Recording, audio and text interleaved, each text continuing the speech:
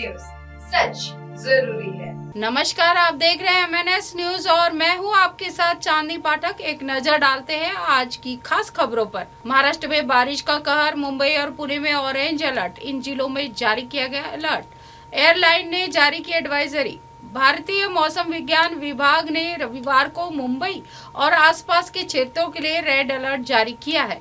इस चेतावनी में भारी और लगातार बारिश की संभावना को ध्यान में रखते हुए सावधानी बरतने का आग्रह किया गया है। ठाणे, रायगढ़ और पालघर में भी समान चेतावनी जारी की गई है। मौसम पैनल ने कोकण, मध्य महाराष्ट्र और मराठवाड़ा में अलग अलग स्थानों पर बिजली कड़कने और 30 से 40 किलोमीटर प्रति घंटे की रफ्तार से तेज हवाएं चलने की चेतावनी दी है। IMD के अनुसार कोकण, मध्य महाराष्ट्र और मराठवाड़ा में व्यापक वर्षा और भारी वर्षा का अनुमान है। राज्य आपातकालीन परिचालन केंद्र ने सूचित किया है कि मुंबई, ठाणे, पालघर, रायगढ़, रत्नागिरी और सिंधुदुर्ग जिले में शहरी बाढ़ की संभावना के कारण नागरिकों को सतर्क रहना चाहिए। IMD ने 28 सितंबर के लिए येलो, रेड और ऑरेंज अलर्ट जारी किए हैं, जिनमें पुणे और मुंबई में नारंगी अलर्ट और ठाणे, रायगढ़ और पालघर में रेड अलर्ट जारी किया है। इसके अलावा वाशिम, नागपुर, अमरावती, धुले आदि में भी येलो अलर्ट जारी किया गया है। 29 सितंबर के लिए मुंबई, रायगढ़, ठाणे और नासिक में रेड अलर्ट जारी किया गया है और संभावना है कि अक्टूबर से बारिश कम हो सकती है। अगली खबर, दाऊद से लड़कर अंडरवर्ल्ड डॉन बने अरुण गवली BMC चुनाव में बिगाड़ेंगे गणित, जाने डैडी का मुंबई प्लान। मुंबई में 2017 के बाद करीब 8 साल के अंतराल पर होने जा रहे BMC चुनाव में अंडरवर्ल्ड डॉन और बॉलीवुड के डैडी अरुण गवली की एंट्री होगी। 17 साल की सजा काटकर बाहर आए गवली नागपुर की सेंट्रल जेल से रिहाई के बाद मुंबई स्थित अपने दगड़ी चौल में अब सक्रिय हो गए हैं। ऐसे में जब सुप्रीम कोर्ट ने 31 जनवरी 2026 तक चुनाव कराने की डेडलाइन तय कर दी थी, तब अरुण गवली को लेकर बड़ा अपडेट सामने आया है। इसमें कहा गया है कि अरुण गवली उर्फ डैडी सक्रिय राजनीति में प्रवेश नहीं करेंगे, लेकिन उनकी दोनों बेटियां पूर्व नगर सेविका गीता और एडवोकेट योगिता चुनाव मैदान में उतरेंगी। अरुण गवली की पार्टी का नाम अखिल भारतीय सेना है। मुंबई में एक वक्त पर भारत के मोस्ट वांटेड अपराधी दाऊद इब्राहिम को खौफ में डालने वाले डैडी एक वक्त पर शिवसेना प्रमुख बाला साहेब ठाकरे के गुड बुक में रह चुके हैं। दगड़ी चाल के आसपास के क्षेत्रों में अभी भी अरुण गवली का प्रभाव है। यही वजह है कि वह मुंबई के इकलौते बड़े गैंगस्टर और डॉन है जो विधानसभा तक सफर तय कर चुके हैं। डैडी अरुण गवली की दोनों बेटियों के चुनाव मैदान में उतरने की चर्चा से सियासत गर्मा गई है। डैडी ने जेल से रिहाई के बाद पिछले दिनों गणेश उत्सव में भाग लिया था। तब उन्होंने अपने चिर परिचित अंदाज में हाथ उठाकर अपने समर्थकों का अभिवादन स्वीकार किया था। राजनीति विश्लेषकों का मानना है कि चूंकि अरुण गवली अब पूरी सजा काटकर बाहर आ चुके हैं, ऐसे में अब चुनाव में अगर सक्रिय होते हैं तो निश्चित तौर पर उनकी बेटियों को लाभ होगा। एक तरफ जहां मुंबई में निकाय चुनाव की हलचल तेज है, तो वहीं दूसरी तरफ डैडी की दगड़ी चाल में भी सरगर्मी बढ़ गई है। दिल्ली की अखिल भारतीय सेना ने भी BMC चुनाव को लेकर रणनीति बनानी शुरू कर दी है। पूर्व नगर सेविका गीता के नेतृत्व में पार्टी चुनाव लड़ने की तैयारी कर रही है, तो वहीं अब अरुण गवली की दूसरी बेटी योगिता राजनीति में कदम रखने के मूड में है। कुछ महीने पहले अरुण गवली की भाभी वंदना शिवसेना में शामिल हुई थी। अब चर्चा है कि योगिता BMC के वार्ड संख्या 207 में मैदान में उतरेंगी, जब गीता वार्ड 212 से लड़ सकती है। मुंबई BMC में कुल वार्ड की संख्या 227 है। 70 साल के अरुण गवली 2004 में मुंबई चिंचपोकली सीट से जीते हैं। अब वो विधानसभा क्षेत्र भायखला के नाम से जाना जाता है। अगली खबर, CRPF अधिकारी ने दिल्ली एयरपोर्ट पर चुपके से खींची महिला के पैरों की तस्वीर। एक महिला ने दावा किया है कि दिल्ली के इंदिरा गांधी अंतर्राष्ट्रीय हवाई अड्डे पर CRPF अधिकारी जैसा दिखने वाला एक व्यक्ति ने फोन पर बात करने का नाटक करते हुए चुपके से उसकी तस्वीर खींच ली। उसने मौके में पर ही उस व्यक्ति से बात की और बातचीत का वीडियो भी बना लिया, जो अब वायरल हो गया है। आयशा खान ने इंस्टाग्राम पर एक वीडियो शेयर किया है जिसे अब तक 10 लाख से अधिक बार देखा जा चुका है। अपनी पोस्ट में खान ने लिखा है, 16 सितंबर की सुबह दिल्ली हवाई अड्डे पर मुझे एक बेहद परेशान करने वाला अनुभव हुआ। एक आदमी कॉल पर होने का नाटक करते हुए मेरी तस्वीर खींचता रहा। महिला के पैरों की तस्वीर खींच रहा था। सीआरपीएफ महिला ने आगे कहा कि जब मैंने उससे इस बारे में पूछा तब वह इनकार करता रहा। जब तक मैंने उससे उसका फोन नहीं मांगा, उसके पास तस्वीरें थी, उसके पास मेरे पैरों की तस्वीरें थी। उन्हें सबसे ज्यादा इस बात से परेशानी हुई है कि वह आदमी सीआरपीएफ का था। महिला ने कहा कि वह हमारी सुरक्षा सुनिश्चित करने के लिए बनाया गया था।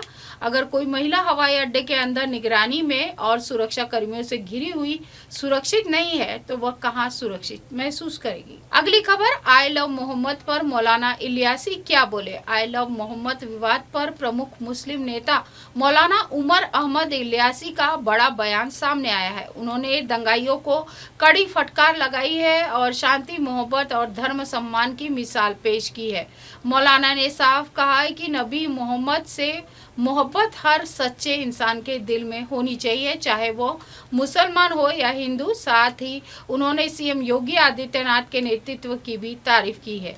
कैसे एक मजबूत और सच्ची आवाज ने नफरत फैलाने वालों को करारा जवाब दिया, देखिए। मोहब्बत और मोहम्मद से मोहब्बत ये ईमान का फरीजा है। अगर इस तरह से कोई भी शख्स अपनी राजनीति करता है, मोहम्मद के नाम पर किसी तरह से भी कोई प्रोटेस्ट करके अपनी राजनीति चमकाता है, लोगों को गुमराह करता है, देश के अंदर माहौल को खराब करता है, देश की फिजा को खराब करता है, तो मुझे लगता है कि वो ठीक नहीं है। हो सकता है कि कोई राष्ट्र विरोधी शक्तियां जो सक्रिय हो गई हैं, जो हमारे देश के अंदर अमन शांति को खराब करना चाहती हैं, इस पर हम लोगों को जरूर ध्यान रखना चाहिए। आज हमें जो सबसे ज्यादा जरूरत है इस बात की कि हम सब मिलकर भारत और भारतीयता को मजबूत करें। राष्ट्र सर्वोपरि है, क्योंकि हम सब मिलकर रहेंगे, एक साथ रहेंगे। आज का जो अधिवेशन और इस कार्यक्रम का, इस मुस्लिम अधिवेशन का मकसद भी यही है कि हम सबको मिलकर रहना है। हमारी सबकी जातियां जरूर अलग हो सकती हैं, हमारी पूजा पद्धति सबकी जरूर अलग हो सकती है, इबादत करने के तरीके जरूर अलग हो सकते हैं, हमारे सबके धर्म जरूर अलग हो सकते हैं, लेकिन हमारा जो सबसे बड़ा धर्म इंसान है और उसका इंसानियत है। भारत में रहते हैं, हम सब भारतीय हैं। आओ हम सब मिलकर भारत को मजबूत करें, भारतीयता को मजबूत करें। राष्ट्र सर्वोपरि है, इसी पैगाम को आज लेने की जरूरत है। जिस तरह से हमारे देश के प्रधानमंत्री श्री नरेंद्र मोदी जी के नेतृत्व में जिस तरह से आज भारत तरक्की कर रहा है, उसी को ध्यान में रखते हुए आज सबने यहाँ संकल्प भी लिया है कि जो आज का भारत श्रेष्ठ भारत, आज का भारत विकसित भारत, आज का भारत नवीन भारत, आज का भारत उत्तम भारत, तो सबको मिलकर चलने की है। सभी के महापुरुषों का सम्मान करो, सभी के धर्म ग्रंथों का इस्तेमाल, उनका इज्जत करो, तो यही असल पैगाम है। जहां तक मोहम्मद साहब की मोहब्बत है, अल्लाह से मोहब्बत और मोहम्मद से मोहब्बत ये ईमान का फरीजा है। लेकिन अगर इस तरह से कोई भी शख्स अपनी राजनीति करता है, मोहम्मद के नाम पर किसी तरह से भी कोई प्रोटेस्ट करके अपनी राजनीति चमकाता है, लोगों को गुमराह करता है, देश के अंदर माहौल को खराब करता है, देश की फिजा को खराब करता है, तो मुझे लगता है कि वो ठीक नहीं है। आज देश में जो भी माहौल अच्छा बनना चाहिए और अच्छा संदेश देना चाहिए। लेकिन एक मौलाना के बयान के बाद जिस तरीके से लोग सड़क पर उतरते हैं, हिंसा होती है, क्या कहेंगे? बिल्कुल नहीं होनी चाहिए। और ये जो भड़काना का काम है और जिस तरह से आपस में जिस तरह से प्रोटेस्ट का होना और जिस तरह से लोगों को बरगलाना, ये बिल्कुल मुझे लगता है कि दुरुस्त नहीं है। हो सकता है कि कोई राष्ट्र विरोधी शक्तियां जो सक्रिय हो गई हैं, जो हमारे देश के अंदर अमन शांति को खराब करना चाहती हैं, इस पर हम लोगों। अगली खबर, कातिल भगदड़ का शिकार बना 2 साल का मासूम। एक्टर विजय की रैली में कई परिवार टूट गए। एक्टर और राजनेता विजय की करूर रैली में शनिवार को अचानक भगदड़ मच गई। इसमें 39 लोगों की मौत हो गई, जिसमें 10 नाबालिग शामिल थे। इस भगदड़ का शिकार 2 साल का धरू विष्णु भी हुआ, जो रैली में अपने माता पिता के साथ मौजूद था। तमिलनाडु में मची इस त्रासदी में वह सबसे कम उम्र का बच्चा था जो भगदड़ का शिकार हुआ। सोशल मीडिया पर वायरल तस्वीरों में एक पिता अपने बच्चे को गोद में लिए अस्पताल में मदद की गुहार लगा रहा है। वहीं एक मां डॉक्टरों की ओर से एक बच्चे की मौत की घोषणा के बाद उसे छोड़ने से इनकार करती नजर आई। एक्टर विजय ने भगदड़ में मारे गए 39 लोगों के परिवारों के लिए 20-20 लाख रुपए मुआवजे की घोषणा की है। भगदड़ को लेकर अभिनेता और नेता विजय ने दुख जाहिर करते हुए सोशल मीडिया एक्स पर पोस्ट में कहा कि मेरे दिल में जो दर्द है उसे बयां करने के लिए मेरे पास शब्द नहीं है। मेरी आंखें और मन दुख से घिरे हुए हैं। आप सभी के चेहरे जिनसे मैं मिला हूँ मेरे जहन में बार बार घूम रहे हैं। जितना अधिक मैं अपने प्रियजनों के बारे में सोचता हूँ जो स्नेह और परवाह दिखाते हैं, उतना ही मेरा दिल अपने जगह से भटक जाता है। करूर रैली को लेकर सूत्रों ने बताया है कि विजय लगभग 7 घंटे देरी से पहुंचे और 10,000 की क्षमता वाले कार्यक्रम स्थल पर 27,000 लोगों की भीड़ जमा हो गई। सूत्रों ने यह भी बताया कि कार्यक्रम स्थल पर भोजन और पीने के पानी की व्यवस्था नहीं की गई थी। वहीं राज्य सरकार ने एक सेवानिवृत्त हाईकोर्ट के न्यायाधीश की अध्यक्षता में न्यायिक जांच के आदेश दिए हैं। तो इसी के साथ देश और दुनिया की तमाम खबरों के साथ बने रहे, क्योंकि यहाँ खबरों का सिलसिला कभी नहीं थमता। देखते रहे MNS न्यूज लाइव। नमस्कार। हाय हेलो नमस्कार, मैं हूं पंकज विष्णु और आप देख रहे हैं MNS न्यूज। देखिए साईं बाबा की आरती लाइव शिरडी से हर रोज सुबह सिर्फ MNS न्यूज पर।